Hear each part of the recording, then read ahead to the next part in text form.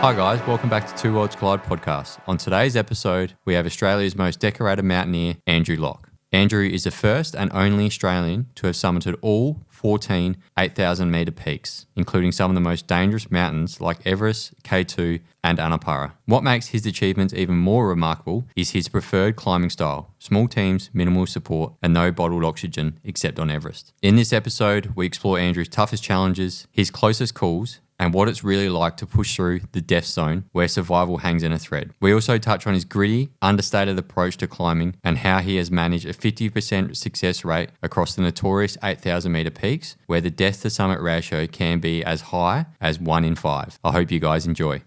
All right, you ready to roll? Yep. All right, Andrew Locke, welcome to Two Worlds Collide podcast, mate. How you going? Yeah, good. Thanks, Sam. And look, mate, we're going to dive straight into this because I've got a flight out of here at about 11:30, so we generally have a little bit of chit-chat going to and from, but mate, let's dive straight into this thing because there's a lot of information I want to pull out of you, and obviously you've had some incredible experiences. So let's roll into the first question straight away. So I just want to know how you fell into the world of mountaineering, and did your military service sort of set you up to be successful in that world?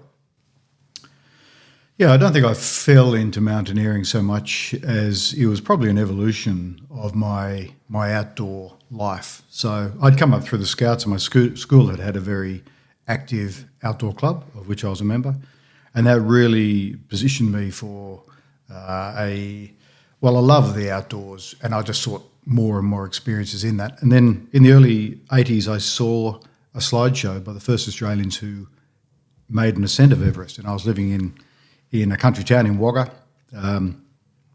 These two guys came down, having climbed Everest. They came to Wagga to give a slideshow in the back room of a country pub, and only about, 20 people turned up, but I was one of them, and it was absolutely life-changing for me, and it just sort of opened my eyes to the possibilities of really, really big adventure. And I just immediately put in place a path to get myself into the high mountains of the world, really with an ultimate goal of climbing Mount Everest. As far as the military went, one thing I'd always loved with my outdoor activities was taking on challenges where the outcome was uncertain, and the Army certainly provides that. Yeah. What do they say? All the plans go out the window when the first shot's fired. And what I found with the Army was that nothing that we ever planned to do on our activities ever really went the way that it was planned. But I just loved that. The harder it was, the more feral it was, the less rigid the plan, the more I enjoyed that. And so it developed in me that resilience that I would draw on time and again in the mountains. But it did open the opportunity to join an alpine club, the Army Alpine Association, which I joined very quickly. And that certainly provided the opportunity for my first couple of expeditions to meet like-minded climbers who were aiming at high altitude. And from there, I only did activities with the Army Alpine Association in the first few years, because then I established a network of peers and friends, but it certainly opened the doors at the beginning. When did you start sort of climbing serious mountains? How long into your experience in climbing did you start taking on some serious mountains? Yeah, I started off in climbing in New Zealand and developing my skills. My first high altitude expedition or medium altitude expedition was probably only a couple of years into it. I went to Denali in North America, and that was quite an achievable peak, but it was certainly a lot bigger than the stuff that I had been on until then. Denali's 6,500 metres, and that was an eye opener. My first trip to Everest was about 6 or 7 years into my climbing, and I was definitely undercooked. Yeah, we were a team of 4. We had no oxygen, no Sherpas, no real idea about how to climb an 8,000 metre peak, and we came close, but we didn't get to the summit. But it was both an education and just this tantalising invitation to come back and try again. And once I'd had a taste of that high altitude, I just wanted more. Did failing that first time as well, did that sort of spur you back on to think, I want to come back and conquer this mountain? Oh, I certainly wasn't done with it. Yes, I wanted to come back. It wasn't because I failed. Yeah. And I have to say that the climbing for me has never been just about the summit. The summit is the icing on the cake. There's no question about that. But I love the adventure of the climb, and the harder it is, and the worse the weather, and the more technical the climbing, the more I enjoy it. So not succeeding wasn't the end of the world for me. But as I say, it just opened my eyes to the extraordinary adventure that high altitude mountaineering is, and I was. How much is the planning of it about getting back down as well? So there's, obviously you can get up the top of a hill and everything's fine, but then that's only 50% of the job done. So, when you're climbing up, is it always in the back of your head that you're thinking, I've got to come back down here, so there's a certain amount of energy that I need to leave in the tank to be able to get back down? These days, yes. When I started out, there's no doubt I was naive and I was focused on getting to the top. Yep. And I was probably lucky to survive the first couple of expeditions to high altitude, particularly my first summit, which is K2. That's a really tough peak. Isn't it the most dangerous mountain in the world? Oh, it gets that label, yes. And so I was definitely focused on the climb up.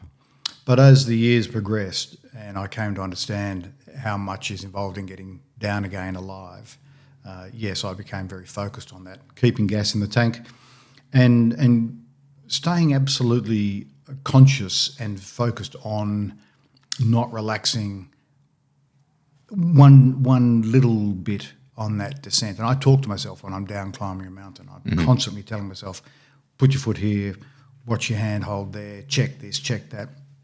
I talk myself all the way down the mountain. It may take several days to climb back down again, but I'm constantly talking to myself, keep myself focused, because there's that one moment that you relax when things go wrong. Yeah. Can you sort of talk to me about some of these moments where, you do have stuff go wrong? Have you ever had a really bad moment on a mountain where, things have gone absolutely pear-shaped? Well, sure. On my second Everest expedition, we lost one of our climbers, and that was just, that was unfortunate. It was easy to then switch into recovery mode, I suppose. But for me personally, I've been buried in an avalanche and needed to stay very much in control of my senses at that point, not panic, not use up all my oxygen, just sort of think through the process. And I've had a big avalanche come down and sweep away other climbers, and I remember throwing myself behind a small rock as this avalanche came down and really not thinking the rock was big enough to protect me, because it was only about 2/3 of a metre high. But this avalanche came down and as it was sweeping down, and I knew some of my teammates were going to be caught in it. There was nowhere for them to hide. I just happened to be higher and closer to this rock. And I thought I was going to join them when it hit. But at the same time, all your senses rise up and you think, man, I'm about to die. At the same time, the thought that popped into my head was, well, you've accepted the risk all these years. It'd be a bit hypocritical to regret it now. So I sort of made my peace with what might happen, but it didn't. And it took the other guys, and then I was able to switch into recovery mode. Yeah. Do you think there's a bit of because there's a lot of ceremonies and rituals that people do before climbing up on mountains to have the respect for the mountain, like you watch it all the time on Everest expeditions. They sit down and they bless the mountain and they ask for forgiveness from the mountain. How important do you think that is in the climbing world? Look, it became important to me, and perhaps I became a little bit superstitious over the years. That ceremony referring to the puja ceremony, it's very important to Tibetan Buddhists. Mm-hmm. And initially I went through with it because it was important to the Tibetan Buddhists in the area that we do that, and I was happy to do that. But as I survived successive expeditions where a lot of my friends didn't over the years, I sort of started to become a little bit superstitious and wonder if perhaps doing those, following those customs was in some way helping, and it certainly wasn't hurting. And so I became quite nervous if I wasn't able to do a puja ceremony. And I have had some really, really weird experiences where it is almost as if the gods did come to help me. Yeah. And so it makes you think, oh, okay, well, it's worth just respecting these customs. Yeah. Yeah. It's I see it all the time because I'm fascinated with the world of mountaineering, and my wife listens to these podcasts, so she'll definitely be saying to me, don't get any ideas. But I'm fascinated with it. I'm fascinated with not the religion behind it, but how sacred it is to some people, and how much they respect the mountain, almost like it's a living and breathing cell or organism. You know what I mean? It's just like they respect it that much that it's a part of them and a part of their culture, which is very grounding from a Westerner point of view. You know, we have our tall high rises and our technology, and these people have their mountains and living around it and being connected with the mountain. And you know, you hear stories like that, and the connection they have with it as well. And you hear stories like yourself, and you're like, well, if I went up their mountains, I would definitely be doing the same thing in terms of rituals and respecting the mountain beforehand. And there's the other aspect is that if the locals believe it, the very least you can do is respect that belief system, and so I would do it if only to put their minds at ease in the early stages of my expedition in Korea, because if I didn't do it, they'd be nervous and very nervous. That it would upset the gods, and that could have some fallback on them, but also that I might get killed. They might think or be stressed about the fact that I might get killed up there because I hadn't followed that custom. And then they might make an incorrect decision, or they might be looking out for you when, well, you know, they might jump to conclusions, and it might make them change an aspect of their climbing because they're looking out for you more than everything, and putting their mind at ease before you go up the mountain is probably pretty important, right? Yeah, potentially. I mean, for the most part, I didn't climb with Sherpas, so they weren't making decisions that would necessarily affect my climb, but they lived in those mountainous regions, and therefore they believed in the gods living in those mountains. It's a great story in Bhutan. The highest unclimbed peak in the world is in Bhutan, and Bhutan opened its mountains to climbing some decades ago, and the locals weren't necessarily happy about it because they also are Tibetan Buddhists and believe that the gods live up on the summits of some of these peaks. Mm-hmm. And immediately following one of the big expeditions there, the country suffered all sorts of problems: drought, flood, pestilence, and the like. Yeah, the locals went, "That's it, no more climbers." And the king quite rightly said, "Yeah, you're right, no more climbers." And they've banned climbing on those high peaks ever since. And that's why the highest unclimbed peak in the world is still there. Unclimbed. Still unclimbed, yeah. But that's the strength of their belief system. Yeah, it's amazing, isn't it? Absolutely amazing. Definitely a part of the world that I want to go visit one day, especially Everest Base Camp, and just to look up at the colossal Everest of how big it is, and just how moving and shaking it can be as well. You know, I read these books and I look at these documentaries, and people's breath are just instantly taken away when they get a capture of Everest, and there's like a burning desire to get up the top of it. It has an energy about it. It has some sort of ambience, some sort of presence, and I'm a big believer in energy, to transfer energy back and forth. And Everest just has a presence. You can't help but feel some surreal sort of energy experience when you're there. What's the most dangerous part about climbing up through Everest? Is it the icefall that you have to get to, or is it getting to Camp 4 and then being above that death zone? Look, it used to be, I would say, the icefall is probably objectively the most dangerous part of the climb. Because that's just a moving structure, isn't it? You know, continuously, and you have to navigate your way through and become quite dangerous crevasses and everything like that. That's right. It's just a glacier that moves down from the Camp 2 area at 6,500 metres. It slowly descends a very easy angle down to about 6,000 metres, but after 6,000 metres it drops sharply to where the base camp is at 5,300 metres, and ice doesn't bend, so it breaks up, and you have these massive, massive blocks of ice that can be at the start 100 metres high, and then they gradually break up and become smaller and smaller. And because this river of ice is moving imperceptibly, but moving nonetheless, they collapse and reform. And if you happen to be in the wrong spot, then you're going to have a very bad day. And regrettably now, with a change in the organisation of the way expeditions climb on that mountain in particular, the old pathway that expeditions would find through the icefall, which was very difficult but safe as you could make it, that doesn't tend to be followed anymore. And the path of least resistance is followed, which tends to be more to the sides of the icefall, and there's much more movement there. So it's more dangerous, and you see we saw the result of that in 2014 with that big Serac collapse. Which, killed a bunch of Sherpas. Yeah. Yep, I remember that. Yeah, I watched a very small documentary on it, and there was, over a dozen that were killed. That's right. I can't remember the number now, but it might have even been 15. But that's right, a bunch killed. And so objectively, that's the most dangerous bit. But the higher you go, of course, you have the impacts of altitude coming in, which affect your cognitive decision-making and the like.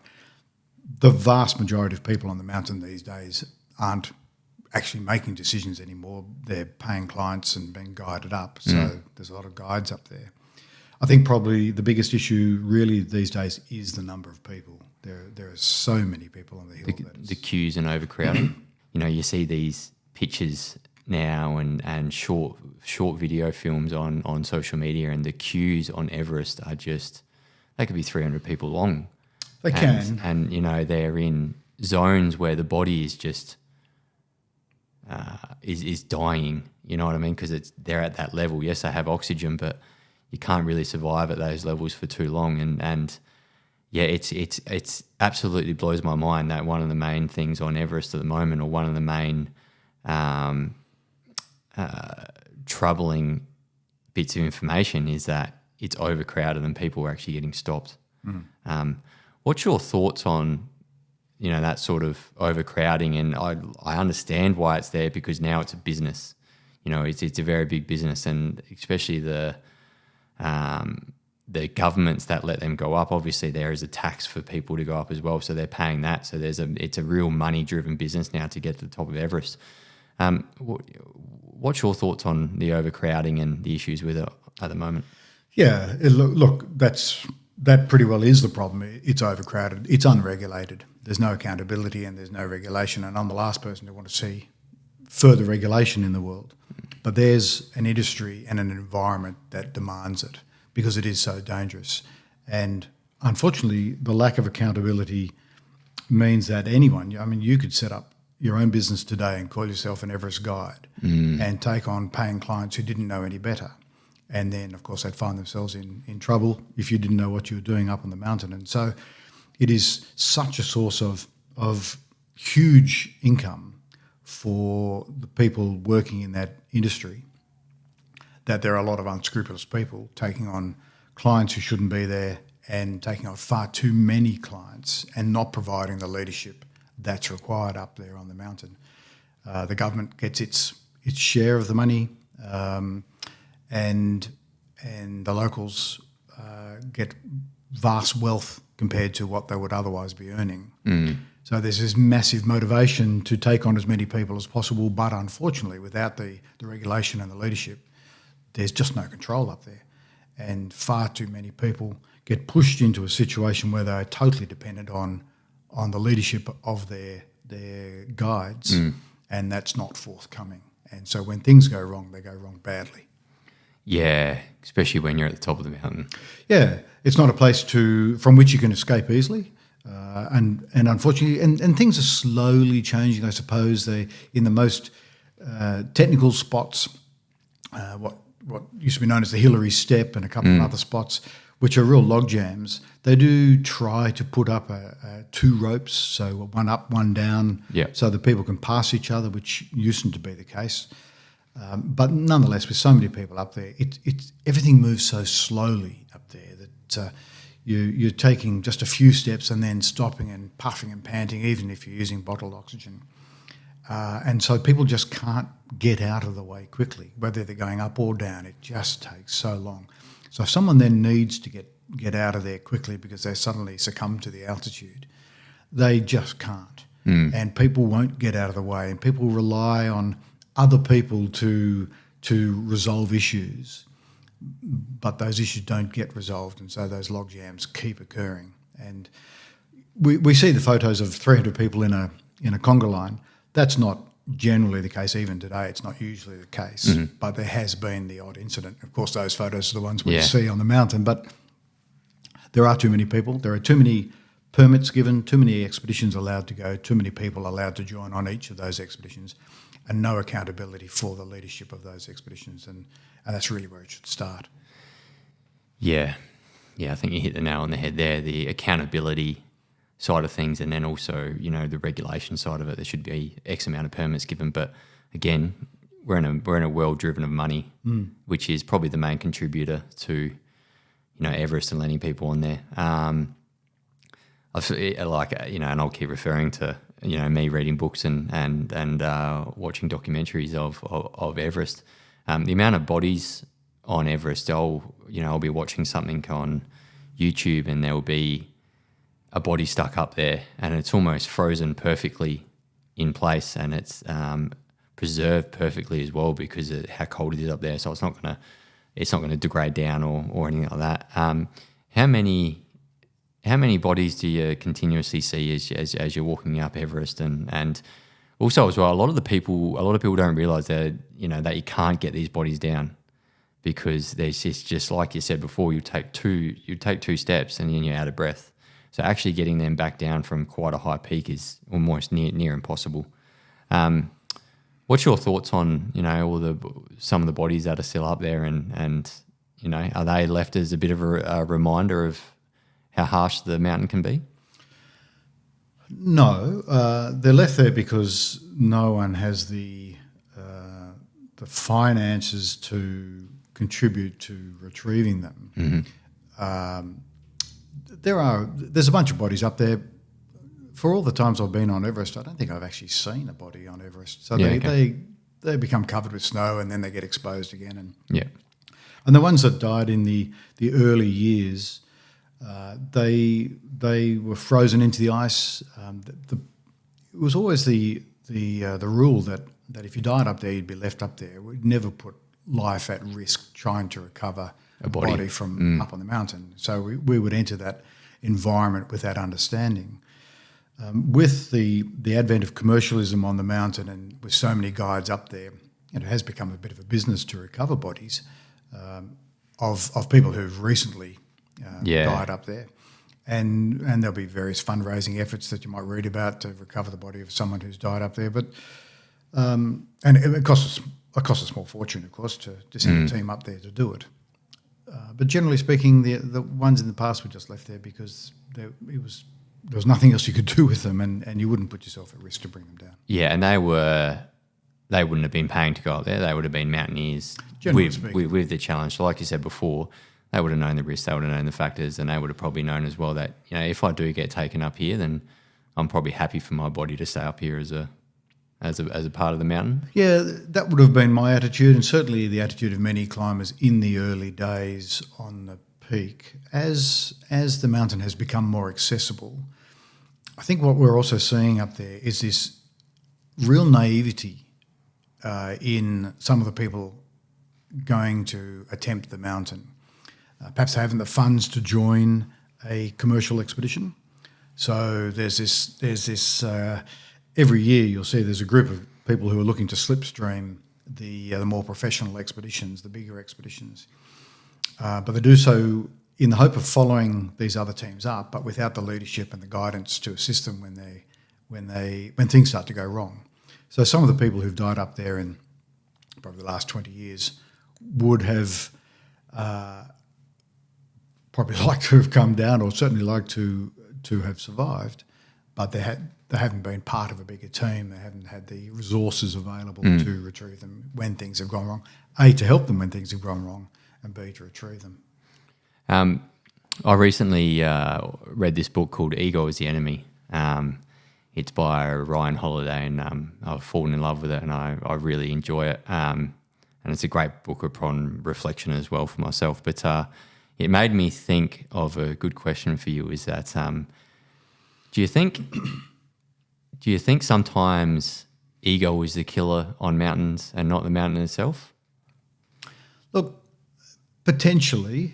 The thing with the high altitude mountains is that high altitude is the great leveler, and your ego disappears pretty quickly when you're being absolutely smacked by the lack of oxygen, and it is so so difficult to operate in that environment. I think the ego comes out of the equation fairly quickly. Yeah. What I do think goes on is this naivety, because so many people have now climbed Mount Everest. It is so accessible if you pay the money, that a lot of people, I think, really believe that with no experience and no skill, and we are talking Everest here, that the summit is achievable if you pay enough money.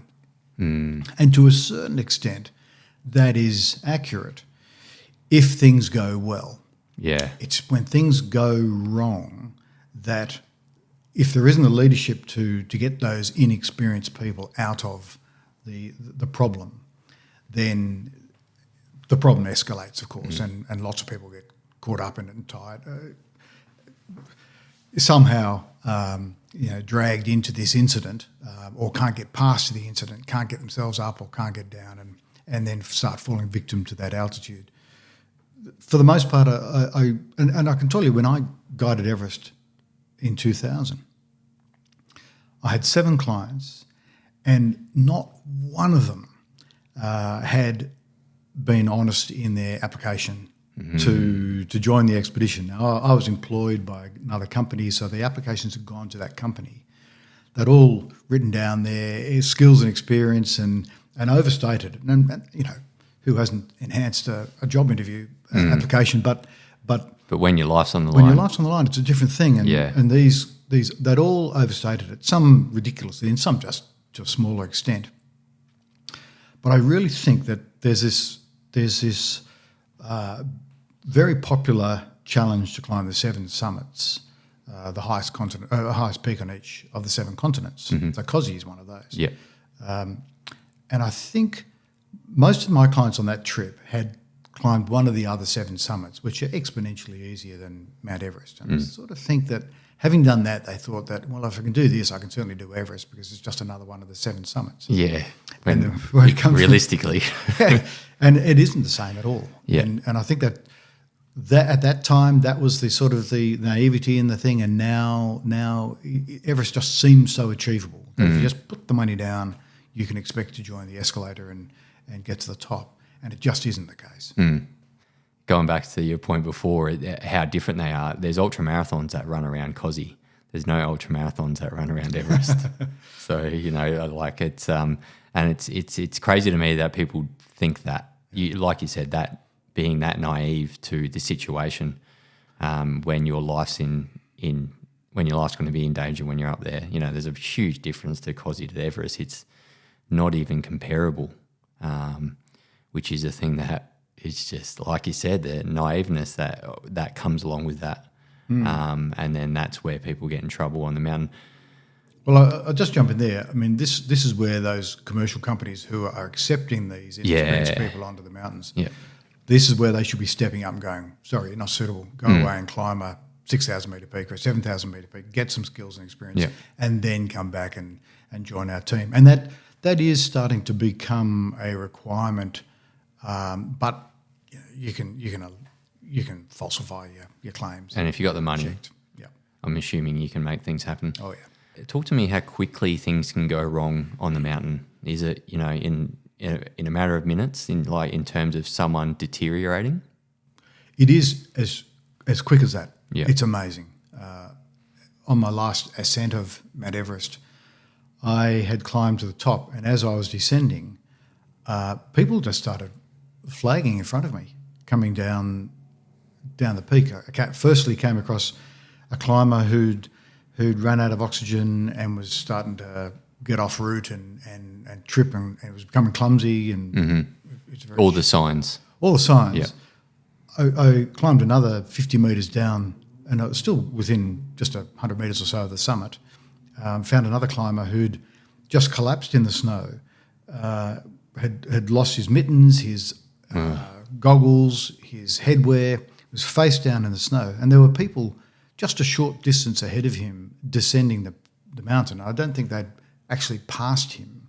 So he'd been following them and then just gone down and collapsed as a result of the lack of oxygen. So it can be really quick. Yeah. And if you don't get oxygen to them pretty quickly after that, that's all she wrote. Yeah, pretty much. Yeah.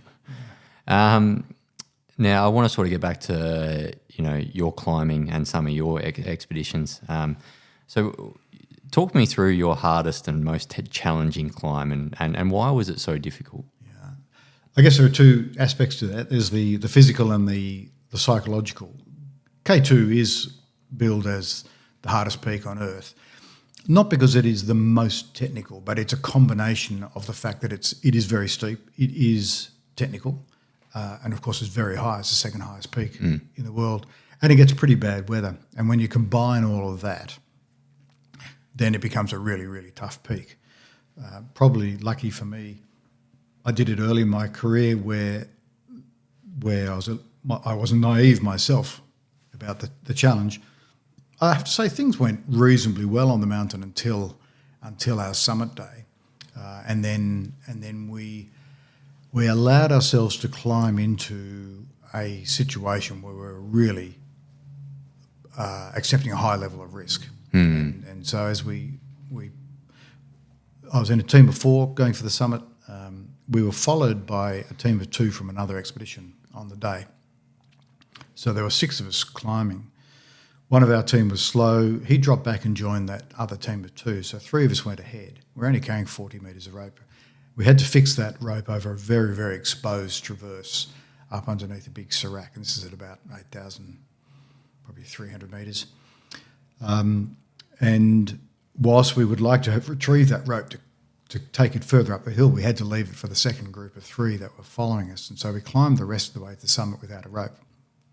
Coming down, the conditions had changed, become much softer. And as we descended, in my little group of 3, we separated, but as we descended, it became a desperate climb down because the snow had softened over very hard ice and rock, and we couldn't get a purchase. And in the process of down climbing the mountain, 2 of my team fell to their deaths, and then one of the other pair fell to his death as well. So that was probably the most difficult climb that I had to do on the 8,000. Both physically and mentally? No, physically. Physically. Technically. Yeah. Coming down that peak. I mean, coming down, it looked very much like I was going to come off myself and join the other 2, but I managed to avoid it.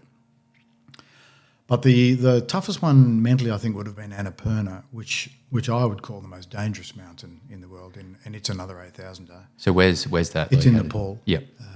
And ironically, it was the first 8,000 metre peak ever to be climbed, but it is so dangerous. There just isn't a route that is safe, and that's the one where, on my first attempt, an avalanche came down, and that's the one where I had to dive behind a rock and then 4 others got swept away, one killed and 3 badly injured. So when I came back to climb that mountain on my second attempt, was there that psychological? It was such a dangerous peak, and everyone knows it's a really dangerous peak, and a lot of the climbers who are pursuing the 8,000ers will leave that to last because it's just so dangerous. And in fact, the guy who was killed in my first attempt, that was his last 8,000 metre peak, and he was killed. So when I came back, we went to do a different route, which we hoped would be steeper, more technical, but a little bit safer. And it turned out to be steeper, more technical, and just as dangerous. And we had just as many avalanches, and so it was a real head game to keep going in that circumstance where. Most of my team, there was one other team on the mountain, most of my team and most of the other team called it quits. It was just so dangerous. Yeah. And 3 of us went on. And we're obliged to accept a higher level of risk than one we might normally accept. When you get up the top of a mountain like that, what's it What's the feeling like to know that all that hard work is came to fruition? More than anything, it's a relief. Yeah. That the uphill is done, and we only have to survive a few more days just to get off the mountain. I've never been one to get on the summit and beat my chest, and I've never felt great euphoria on the summit of a peak. It's been because it's always been about the climb. I love the climb. I love the challenge and the need to push myself through my fears and to overcome the physical hardships of climbing at high altitude. So getting to the summit, it's icing on the cake, but as we mentioned before, it's no time to relax. So focus, get back down the hill. As I say, by the time several days later I've reached the base camp, any euphoria that I might have felt has passed. And at that stage, it's really just a really strong inner glow, inner sense of satisfaction that I actually achieved this massively challenging objective, and that's enough for me. Being the first Australian to summit all 14 8,000 metre peaks, what sort of gave you the motivation to do that? Was that like a title that you wanted? No, and there was no motivation to do it. Initially it was to climb Mount Everest. But after my first 2 attempts on Mount Everest, both of which were unsuccessful because I got involved in rescues and other things on summit days, I decided to go away. And what I realised was that I was relying on the teams I was joining or the people I was climbing with to sort of assist me to get to the summit. And what I needed to do was go away and really build my own skills and experience and drive my own success. So I went off and climbed other 8,000 metre peaks over the next 6-7 years. When I finally came back to climb Mount Everest, I had some good runs on the board and was successful. But having finally ticked that box of climbing Everest, I realised that I wasn't done with climbing the 8,000s. I loved the journey so much, I just wanted to climb more. Yeah. And at that point, I then thought, well, there are another 7, I'll go and climb the rest of them. But if there'd been another 20, I'd probably still be climbing on them. Yeah. Or dead. But it was all about the love of the climbing. And when I finally finished the 14, it wasn't a great sense of achievement. It was almost a disappointment that there weren't more to climb. Yeah, wow. Yeah. That's how much you love the journey. I loved it. It was always my motivation was to be on the peaks. And as I say, the more challenging they were, the harder I had to push through my fears and overcome technical obstacles, the more I loved it. Getting to the summit was great, but it did spell the end of that adventure. And okay, well, it's time to go home now and earn some money and come back and do another one. Did some of your moments where, you're talking about that journey that you're going up and having to think on the run and having to come up with ideas to avoid trouble, is that the part that you loved about it? That having to think and having to change things, to adapt and overcome the situation? Is that what you enjoyed about it? Yeah, it is, and perhaps there is a bit of ego in there, but I loved having to draw on my resources and be lateral in my thinking and really having to problem solve in order to succeed, and to have to draw from depths that I didn't know I had. I love that psychological and physical. Going to the unknown? Yeah, absolutely. Yeah. Really, really reaching deeper than I'd ever reached before. And every one of those 8,000 metre peaks was challenging, but some were more challenging than others. And the harder I had to work, the harder I really had to push myself to keep going or to succeed, the more I enjoyed it. And some of the expeditions I had the most fun on were unsuccessful, but the climbing was so fantastic that I loved it. And that was the reward. Yeah. So the summit really just spelled the end of that great adventure. Being at a base camp of any mountain, how do you prepare physically and mentally for the challenge ahead? How do you sort of sit yourself and go, oh, here we go? Yeah, so physically, the preparation is done long before you get to base camp. That's if you're not fit by the time you get there, then you're not going to get up. Psychologically, the only times I had any problem motivating myself psychologically was on the odd occasion when I found myself perhaps alone at base camp. My climbing partners had given up or just gone to make a solo climb. And it's a pretty lonely feeling when you're facing this massive, technical, dangerous objective. When you know you might die and you think, well, no one's even going to see me die. That can erode your motivation a bit. But for the most part, I so loved the climbing that certainly before I left home to go on an expedition, I'd be massively psyched and ready to go and do it. And if my motivation waned whilst I was in base camp, the moment I set foot on the hill, that would pass and I'd be back in my zone again and in my real comfort area. So I didn't find too many occasions where I lost my motivation. Up high on the peak, though, physically, the higher you get, the harder it is. That's when you have to dig deep and just stay focused and remind yourself that if the goal was worthwhile when I was in base camp, then it still was worthwhile when I was herding up on the hill. Yeah. I read an article about you last night, and I'm just going to read a bit out of it, and I want to get your thoughts on it. Very, very short snippet. On one occasion, I fell through a cornice at 8,000 metres. I managed to stop myself, but left hanging 4 vertical kilometres above the glacier. Do you want to talk me through that moment? That was Peak or Broad Peak. Yeah. And it's right beside K2. It's in Pakistan. Yeah. It's on the border of Pakistan and China. And I was making a solo ascent, so I had gone to do a new route or attempt a new route with my climbing partner. We'd been unsuccessful. It was just too hard for us. So we'd come down. He went home. And I thought, well, I'm here to climb the mountain. I'm going to find another way. And so I went to a different face on the mountain and set off by myself. There was no one else on the mountain. There were 2 teams in the base camp, and the base said it couldn't be climbed because of bad weather and bad conditions and all the rest. And I thought that it could, but that I'd have to fully adapt my style. And if I was going by myself, there's no point taking a rope because who am I going to tie it to? I needed to go light and fast because I was going to be breaking trail through the snow and all the rest. So I dropped my tent, I dropped my sleeping bag, I dropped my rope. I just took a stove, so I could melt snow and drink, and to set off. And what I thought would be a 3-day climb, and that's what I did. And it allowed me to climb really fast. But so I climbed up onto this. On the second day, I was going for the summit on the second day, and I climbed up onto the ridge, which leads to the summit, and there was a cornice on that ridge, and a cornice is wind-blown snow that just accumulates on the rock, and it disguises where the rock ends and where the snow, the unconsolidated snow starts. And I just stepped too far to the left, and suddenly found myself falling. I'd broken through this cornice. And luckily, even at that altitude, I still had the reaction to throw my arms out like a crucifix and stop myself going through the hole.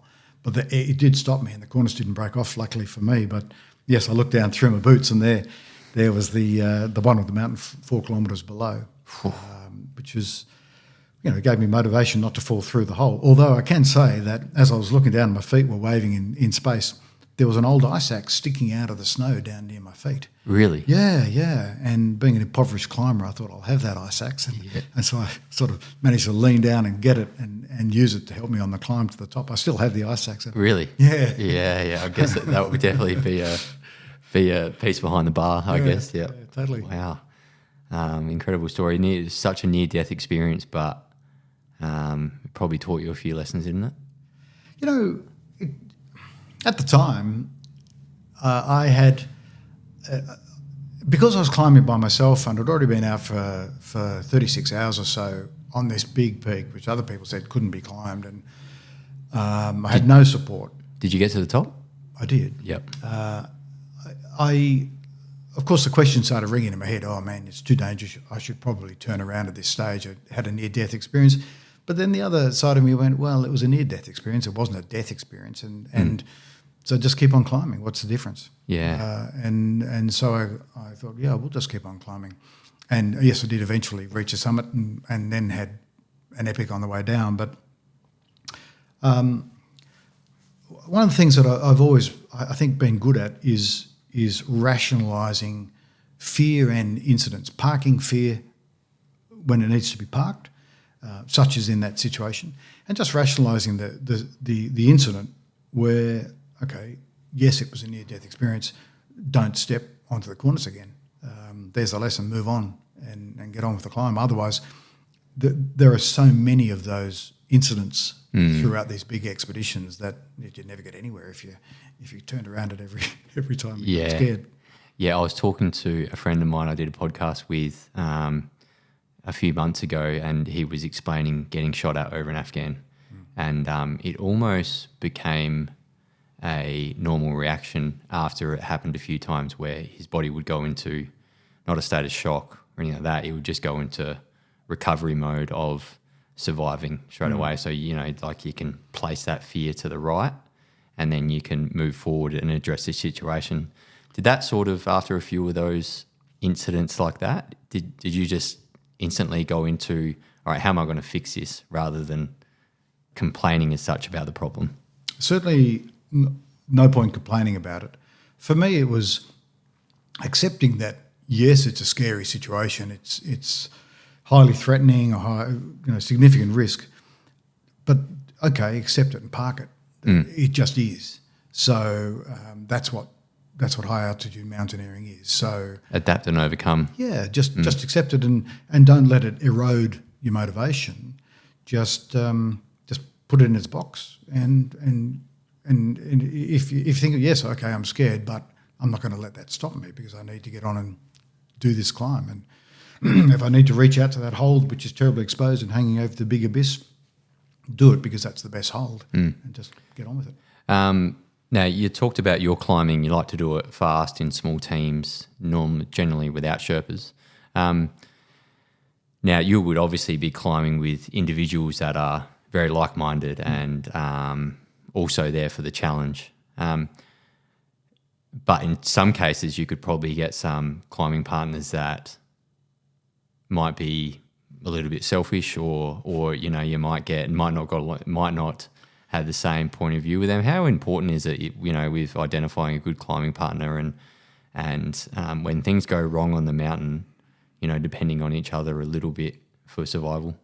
Oh, look, it's extremely important. Yes, I've had my share of experiences with climbing partners with whom I'd not choose to climb again. It takes the fun out of it, and it may lead to increased risk if you can't depend on them to care for you when you might need that assistance.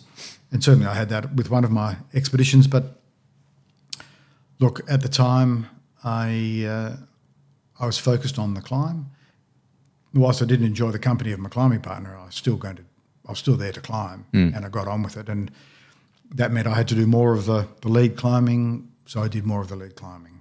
It meant that I got left out in a bivouac, so I bivouacked and survived, and then considered killing him at base camp.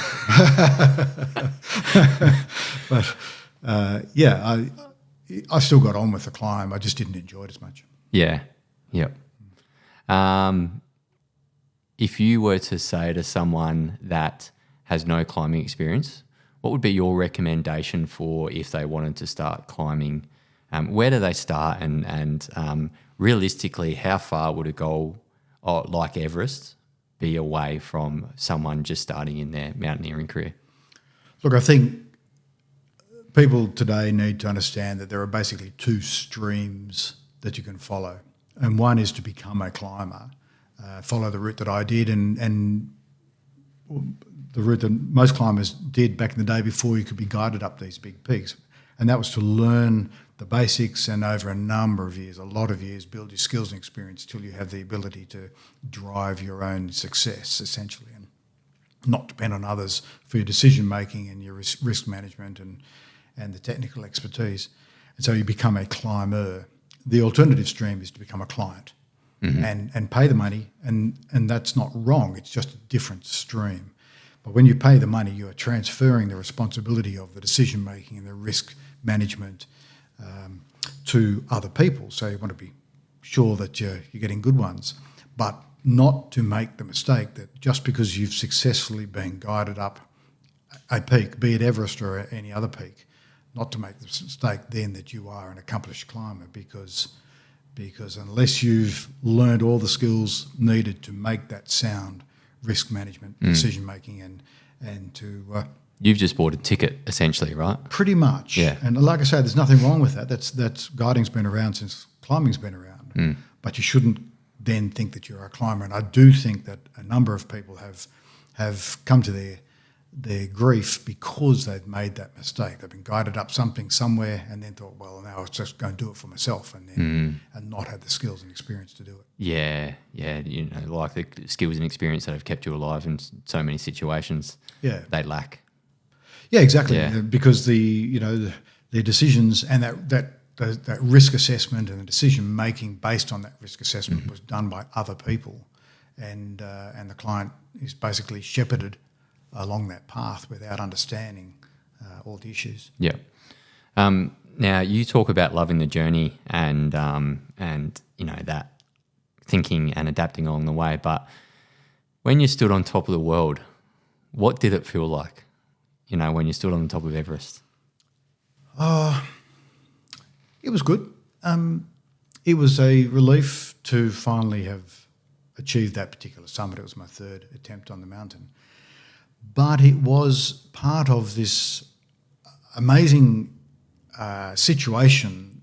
So I was actually employed as a guide on that expedition. I could no longer afford to buy the permit myself. When I first went to Everest, it was $3,000 to buy the permit. By the time I was back there climbing it 7 years later, it was $50,000 US dollars, and I couldn't afford that. So I took a job as this leader of this expedition. But we had climbed to within 100 metres of the summit on our first attempt, and had then been unable to proceed to the top. And I'd made the call as the leader of the expedition. I'd made the call that we weren't going to risk continuing that last 100 metres, and I turned my clients around.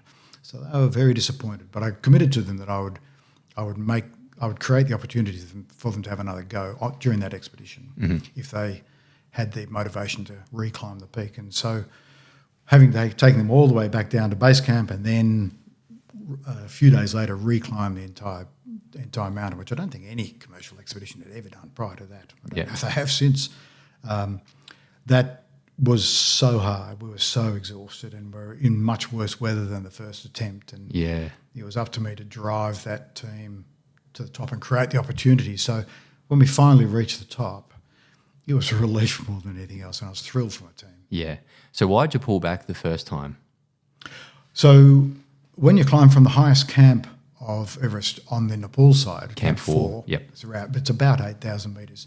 You have nearly 900 metres of climbing, vertical ascent, but that's spread over a couple of kilometres, given the angle of the ridge.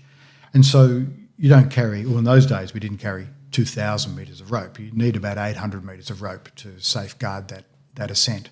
And there were three other teams, and the norm was for each team to share the load of carrying some of the rope and placing that rope for the safety of the clients. And so we needed 800 metres of rope. I spoke to the three other leaders of the other expeditions. We each agreed that each team would carry 200 metres of rope. And so the first three teams, mine included, laid our rope where it was needed to cover the dangerous bits. We got to the south summit, which is this 100 metres below the true summit, and the fourth team came up and we said, "Way you go, put in your rope." And they said, "We didn't bring it."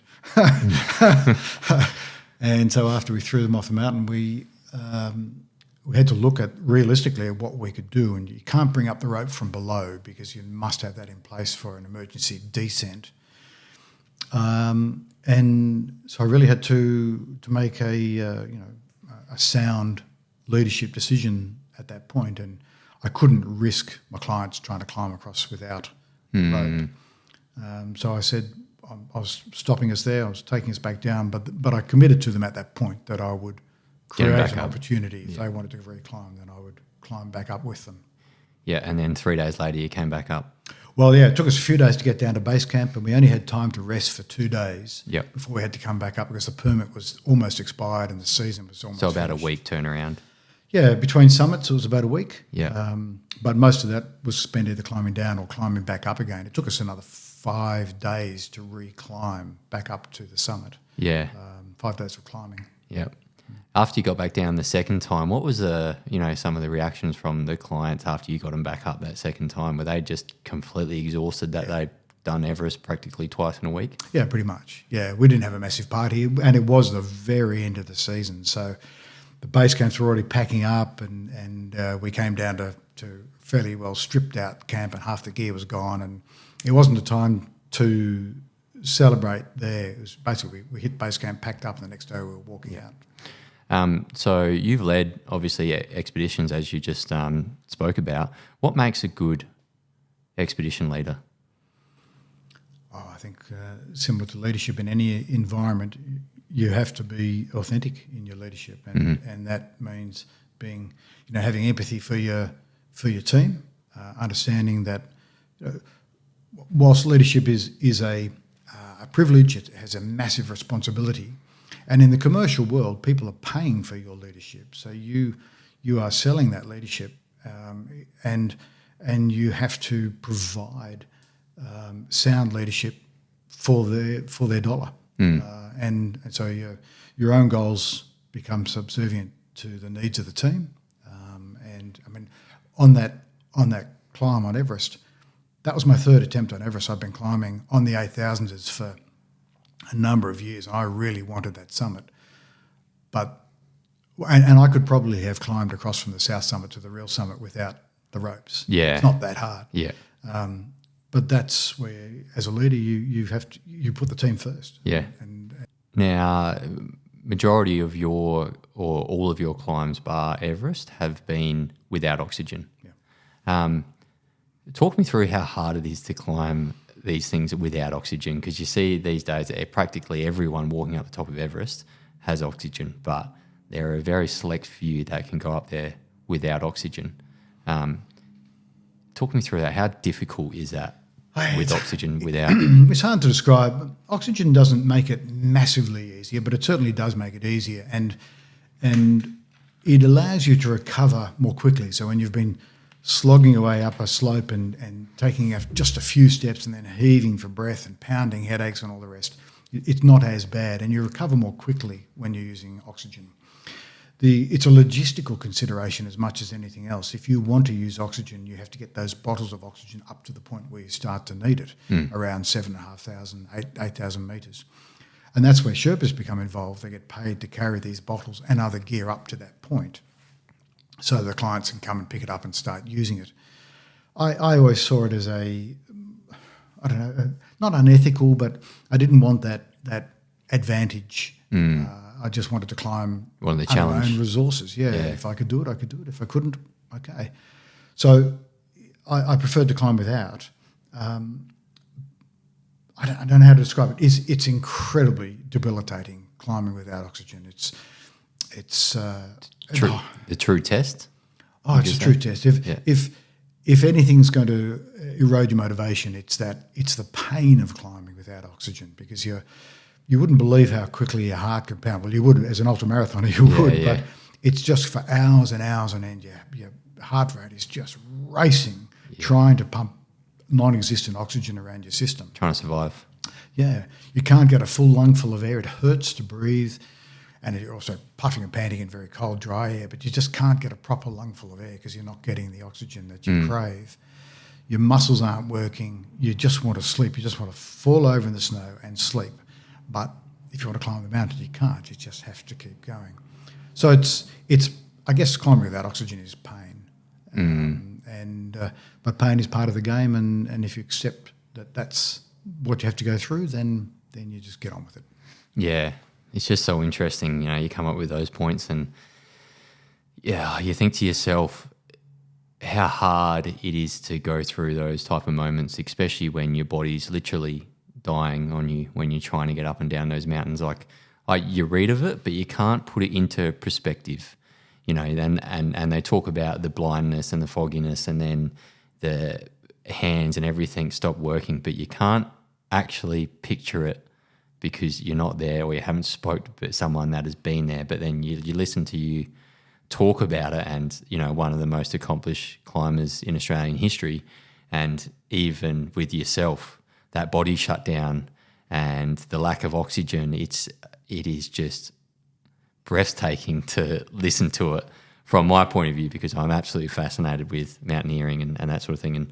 And you know, especially when you get to that 7,500, 8,000 meters above that, the body really does start dying on you, and it starts dying on you quickly. And I watched a documentary on a 1996 drama that happened on Everest where they lost a couple of, there was expeditions and they lost a few people there, and it was just how quickly things turned with people there, and then the mountain turned as well, and the weather turned, and everything just went wrong in one fell swoop. But how quickly the body can change, and it's not hours, it's not tens of minutes, it's minutes and seconds. It's minutes and seconds, and that's why I said on that Everest expedition of mine, we couldn't pull up that rope from below to use for the last climb to the summit, because if things go wrong, you need a really quick descent, and descent is the cure. You can put up people on oxygen bottles or put them into a bag that pressurizes the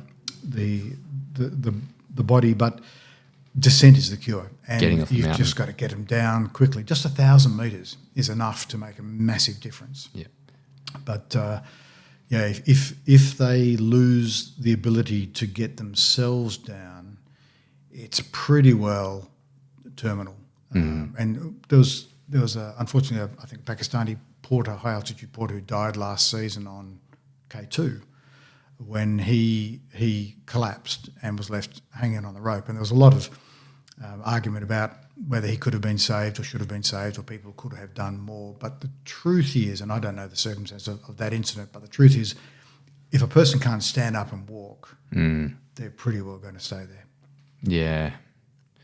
It's just incredible that, you know, you use that terminology, and, you know, they just, if they can't walk, then they're going to stay there. But that's just incredible. I mean, blows my mind. Absolutely does. And yeah, it's definitely a risk, you know, factor that people got to come to terms with if they are climbing these mountains, whether they're guided up there or you know, practicing their own mountaineering. That you know, death is it's a harsh reality of climbing. It is, and it probably always will be, because unless you're in some sort of, you know, bubble, oxygenated bubble that will float you up there, then the objective dangers exist, and that lack of pressure is the real key one. And if you think of a cliff rescue down here at sea level, the number of people and the technical systems involved to get someone down a cliff, even here, try and transport that to the top of a mountain where people are on borrowed time, even when they're using bottled oxygen. The rescuers themselves are on borrowed time and need more oxygen to affect that rescue. Yeah, you're putting too many lives at risk, right? You're putting too many lives at risk, and there just isn't the support up there to be able to do that. Yeah. So, you know, maybe one day when there are helicopters that fly to 9,000 metres and can hover there and do the job from that altitude, perhaps. But yeah. Talk me through what you're doing now, because obviously you retired from 8,000 metre peaks quite a few years ago in the early 2010s. Yeah. So just talk me through what you're doing now. In regards to mountaineering. Yeah, I'm still having my adventures. Yeah. I set my sights there for several years on doing a winter traverse of the Brooks Range in Alaska, which is north of the Arctic Circle. So it was in winter, it was dark, it was the coldest I've ever been, made the Himalayas look like a summer weekend, brutally cold. Ultimately, it was unsuccessful, but it was a fabulous adventure. We tried every which way to get it done and just found the conditions too tough. So I've still got the gear. If anyone wants to have a crack, I'm happy to hand the gear over. Are you still leading expeditions, small ones around Australia? Yeah, I fly out in less than a fortnight to take an expedition to Nepal to climb a 7,000 metre peak. Yep. Which I love. I love taking people into the mountain environment. I run courses in Australia, but I love that high altitude, and 7,000 metres is still significant enough to definitely cause a bit of hardship but to make it a fun environment and get that rarefied air. So I satisfy my needs with that. And I have other adventures. Next year I'm doing a 3-month motorbike tour through Central Asia, adventure biking through the Gobi Desert. So you're not slowing down? Oh, heck no. No. I do as much as I possibly can now. Yeah. So if anyone's listening to this podcast and they want to get into, some of these courses that you're talking about or want to jump on an expedition, how do they get in touch with you? Just Google me. Yeah. I've got websites. I'll put your links thanks. in the episode below with all the information. So if anyone is listening and I do want to get onto mountaineering and, want to be taught by the best, then, the links will be in the episode's information. So now, look, I've got I don't really want to wrap this up, but I do have a flight out soon. But I've got one question to wrap this up with, and I ask this to all my guests. So, looking back, if you could give your 18-year-old self just one piece of advice about life, what would it be? Look, I'd say believe in yourself. It's your life, and it's the lucky few who really find their passion and follow that passion. So I'd say believe in yourself, but also be true to yourself. So don't compromise. Look to excel in whatever it is that you do, because I think if we don't strive to excel in our chosen field, then we're going to compromise and have regrets. And so just following your passion isn't enough. You've got to work at it. And make it happen. But if you do, then there's every chance that it will, and you'll have a happy life. Good answer. Very good answer. Andrew Locke, that's been fantastic.